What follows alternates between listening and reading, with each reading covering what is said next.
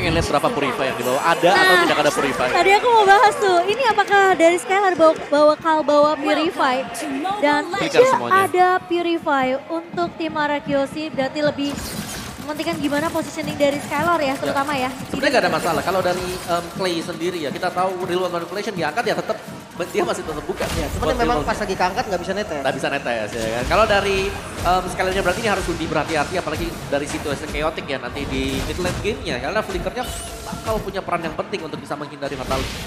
Ya betul, dan dengan ada pergerakan dari Sanford yang sekarang berbeda, dia ngebawa lebih ke arah lapu-lapu yang bisa nahan di area depan, memberikan efek sisi juga, dan Finn sudah mulai terputar dengan adanya slow effect.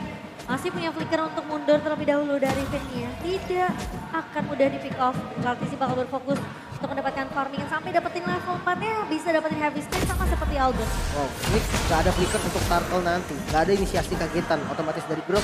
Kecuali mau di-delay dulu nih. Karena memang cooldown-nya sama spawn turtle ya gak lumayan jauh. Tapi Albert sudah mulai datang memberikan poke damage di area atas. Sanford yang hanya di poke dan memberikan informasi kalau tadi ada monster Albertnya di atas. Mampir doang. Ya dan Petrify yang terpakai ya sebenarnya karena memang tadi Albertnya belum level 4, belum ada Shadow Kill yang bisa dipergunakan untuk mendapatkan point jauh. Ya, sementara dari area mid-nya, Clay yang menurut aku juga perlu berhati-hati. Meskipun kita tahu dia bawa satu Eve ya, dia bisa nge-clear cepat tapi rotasi harus dibawakan oleh Arkeologi.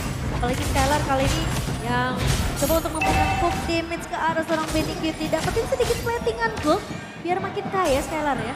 Iya. Pok tipis ya, pok tipis tadi. Lumayan, plus 8 gold.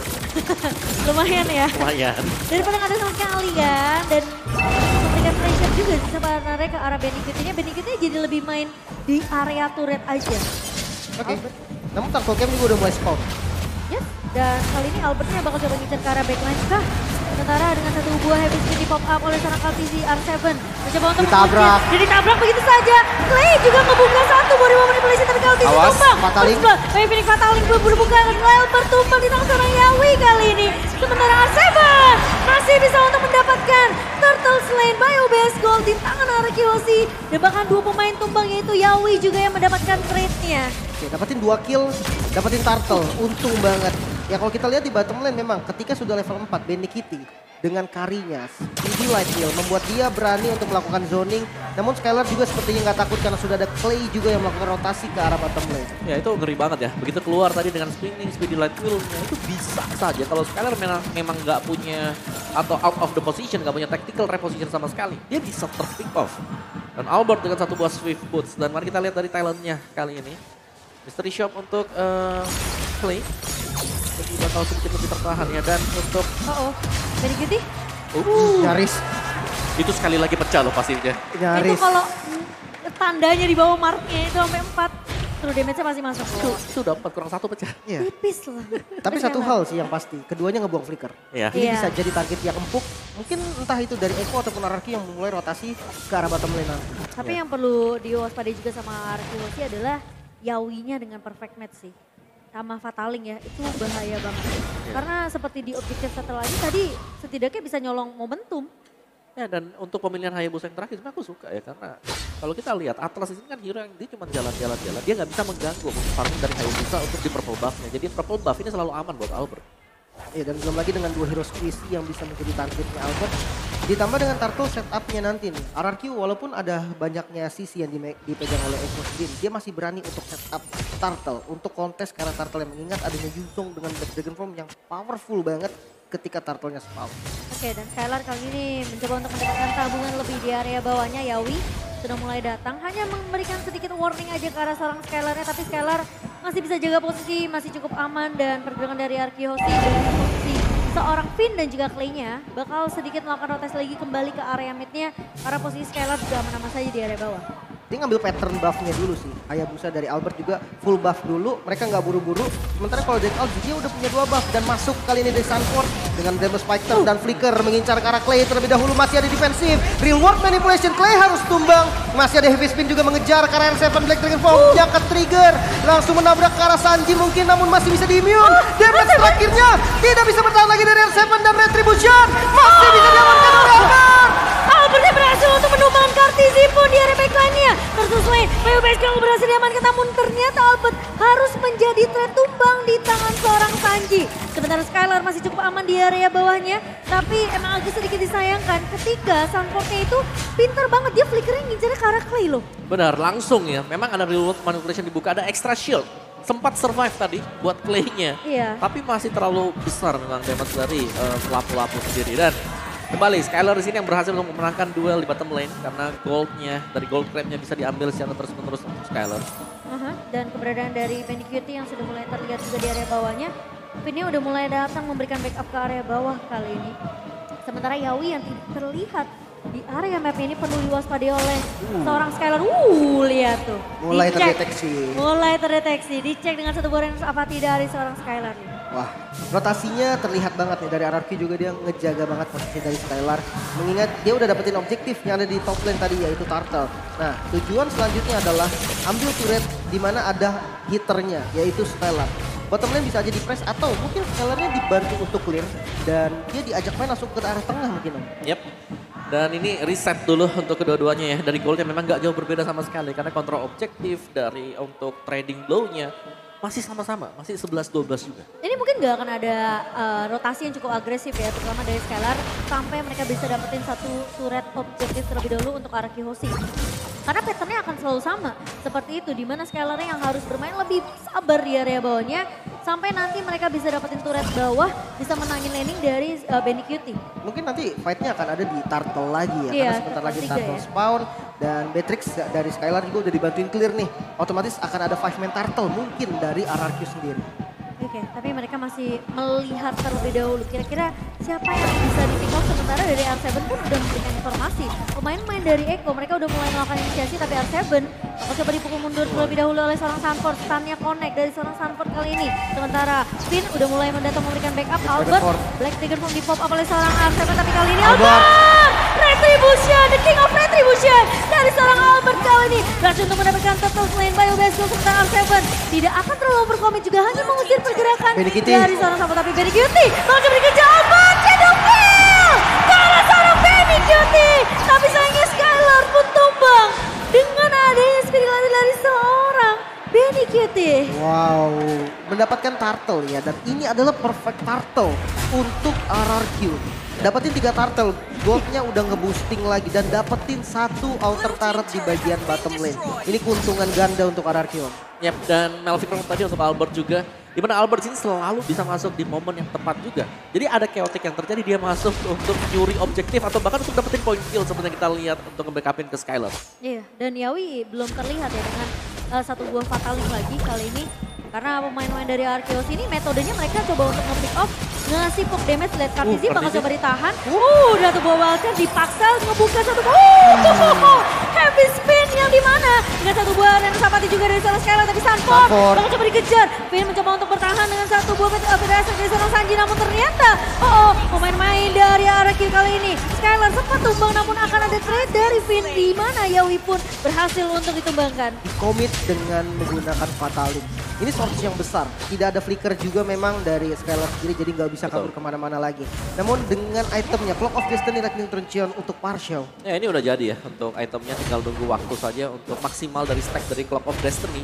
Dan ya semasa memang gak ada flicker, ini adalah masa-masa yang berbahaya untuk Skylar. Karena pasti Yawi akan menuju ke arah dia. Apapun yang terjadi, perfect match-nya, flickernya, fatalingnya, semua bakal ke Skylar. Apalagi di bawah flicker kan, jadi udah pasti inisiasi kejutan bisa aja didapatkan oleh pemain-pemain dari Echo di sini. Dan Skylar tepuk lagi, mundur kayak itu. Mundur pandanya langsung ya. Dan tidak akan terlalu mengambil risiko juga dari Echo di sini. Dengan poke damage yang masih dijalankan dengan, aku bisa bilang mungkin strategi yang sama dari Arkeosi. Mereka memang fokus terhadap objektif, tapi poke-nya ini juga masih jalan dari Arkeosi. Dan yang enak, Hayabusanya ternyata dipaksa dikasih untuk main jauh. Ya, dia bisa split dia buat Hayabusa. Nah ini nih, klik. Yawi kali ini mencoba untuk ngebuka, tapi Clay masih bisa mundur terlebih dahulu. Dan tidak ada satu buah fataling, sementara pemain-pemain dari Arkeosi mereka sepertinya juga nggak mau terlalu overcommit karena dua pemain tadi cukup jauh dari Albert dan juga R7-nya, sehingga tidak akan ada follow up tambahan kalau memang mereka terlalu overcommit tadi untuk membalaskan pergerakan dari Eko. Ya, Arkehosi mereka bisa split push, mereka punya mobilitas dengan Hayabusa jungler Betul. mereka. Sedangkan dari Eko mereka bisa main tabrak untuk ambil objektif karena lini depan mereka junglernya ini tank. Ini bakal kuat. Heavy spin jauhin semuanya, pencet retreat kemungkinan besar bisa didapatkan oleh Eko untuk Iya. objektif. Tapi masalahnya Kaltizinya itu selalu di-poke dulu sampai low, sampai dipaksa heavy spinnya keluar. Yes, Jadi gitu kepake masuk. masuk Albertnya dengan Retribution dan kali ini Lord pertama yang sudah mulai di-poke Skylar ngecek terlebih Bawahnya dahulu. Bawahnya tentunya akan tumbang. RRQ berhasil mendapatkan 4 objektif turret di 10 menit kita yang pertama dan Clay. Numpuk lagi ke arah seorang Kaltizi kali ini. Conceal. Tapi Conceal Clay udah mulai dibuka oleh seorang Finn. Ngincar ke arah Sanford. Sanford bakal coba mundur terlebih dahulu. Finn mencoba untuk menahan Kaltizi di area backline-nya. Yawi mencoba untuk mengincar ke arah seorang Albert. Clay Dragon Form dibuka kali ini dari seorang R7. Dan bahkan Sanji berhasil untuk menumbangkan Clay kali ini. Tapi Skylar di posisi belakang. Benny Guti mencoba untuk mencari ke arah belakang. Tapi ternyata Finn tumbang di tangan seorang Yawi. Sementara R7 satu versi pribadi tumbang di tangan seorang Yawi dan Albert. Mau tidak mau mereka harus mundur terlebih dahulu. Lord Slain, Bio Base Gold berhasil untuk didapatkan oleh tim Eko. Wow, setupnya rapi banget sih. Dijauhin, Albert di zoning oleh Yawi. Terpaksa untuk buka quad shadow-nya terlebih dahulu. Ketika Lordnya udah low banget, dipaksa masuk dan susah banget ternyata jalannya. Ya, tebal-tebal semuanya ya. Dan ada perfect match bersama dengan Fatal Link yang bisa dipakai. Dan ini dia heavy spin yang memang menjadi senjata utama untuk jungler Akai. Bisa menjauhkan siapapun juga anti CC dan perfect match. Tanpa flicker, tanpa adanya spell untuk kabur dari sana pasti akan bisa ditarik juga. Dan sementara waktu Eko, mereka mendapatkan Lord. Ini masih Lord di bawah menit yang ke-12. Belum ada charge yang dipakai dan outer turret bisa menjadi incaran untuk tim Eko kalau mereka ingin maksimal dari gold setelah mendapatkan Lord.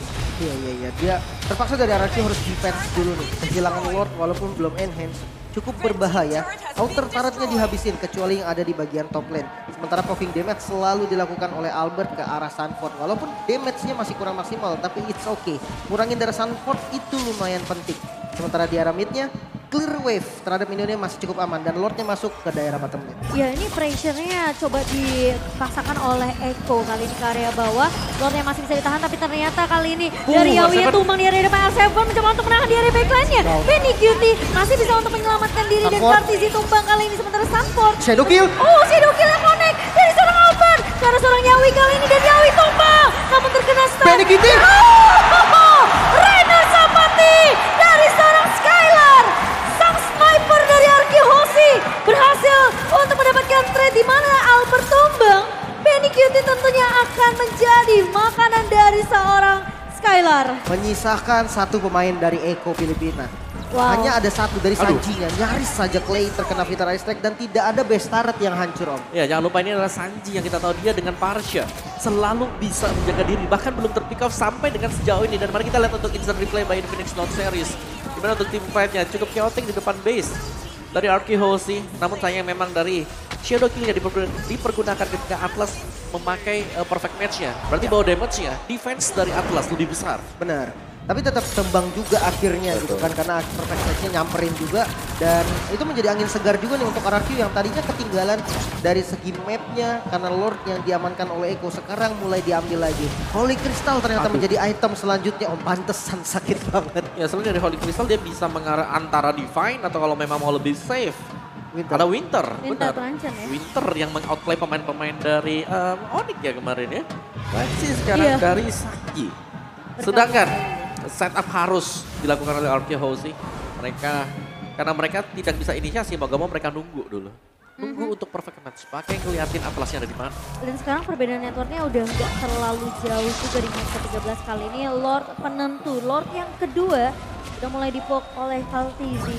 Dan dua pemain tentunya bakal bersedia di area mid terlebih dahulu mencoba untuk mencuri mungkin satu pemain Ikona pun. Dengan ada pergerakannya minion di area bawah, ini mau nggak mau Sanfordnya harus melakukan clear terlebih dahulu. Dan Clay juga bakal coba untuk menunggu. Posisi dari Clay menurut aku juga penting sih. Karena satu body wall manipulation yang ngasih efek full ini bisa ngebantu Skylar untuk kasih damage tambahan di area backline-nya. Dan bisa memukul mundur Kari juga. Betul. Benny Kitty kita tahu dash atau jump dari Kari dan top step itu gak jauh, kecil banget range-nya. Jadi mau nggak mau harus pakai flicker untuk nyelamatin dirinya kecuali bisa dilawan balik. Oke, tapi kali ini Conceal Clay udah mulai dibuka oleh seorang Yawi. Bakal mencoba mencari Clay di area depannya. Bakal coba untuk menjaga satu. Reward. Tapi reward manipulation dibuka begitu saja. Kaltizi mencoba untuk membuka heavy spin dan oh! Lordnya berhasil untuk diamankan oleh Iko Philippines. Sementara Awas, kali Benny ini Cutie. Tifa-nya bakal coba dibuka. R7 petrified ke area belakang dan Albert pun menjauh kali ini. Tapi di sisi lain, Clay tumbang di tangan seorang Benny Cutie. Sementara Sanford bakal coba untuk mengejar dua pemain tersisa dari RKOC. Dua pemain hilang dari Eko, namun kali ini mereka masih mau memasangkan teamfight-nya. Benny Cutie bakal coba dikejar, tapi R7 coba mainkan terlebih dahulu. Dan tumbang di tangan seorang Benny Cutie. Albert menjadi pemain tersisa yang menjadi harapan dari RRQOC. Karena lootnya kali ini sudah mulai berjalan ke area bawah. Eko yang berhasil untuk mendapatkan Lord Lane by UBS. Tapi apakah pemain-pemain dari RRQOC mereka masih mampu untuk melakukan defensif terlebih dahulu? Shadowin dengan bariernya coba diblok terlebih dahulu. Fokus terhadap minion. Coba di-clear namun base turret di mid lane tidak bisa ditahan lagi. Tidak bisa di-defense lagi. Untuk yang top lane masih cukup aman. Namun Lordnya berjalan ke arah bottom lane. Ini yang bakal menjadi PR untuk RRQOC. Iya, dan dengan adanya pergerakan dari Eko ya. Sekarang mereka coba untuk melakukan push di 3 lini yang berbeda. Dan Kaltizi ngebuka satu buah habis kali ini dan mengambil dari Astra dari seorang Sanji. Clay tumbang di tangan seorang Sanford. Dan bahkan dari Astra, Yawi satu buah fatalnya connect. Tapi Scalar tumbang kali ini di tangan seorang Sanford, triple kill. Main Phoenix berhasil diamankan dan oh my god, Eko. Mereka berhasil untuk melakukan comeback di game yang ketiga. Dan sangat disayangkan. Tim RRQOC mereka harus mengalah di game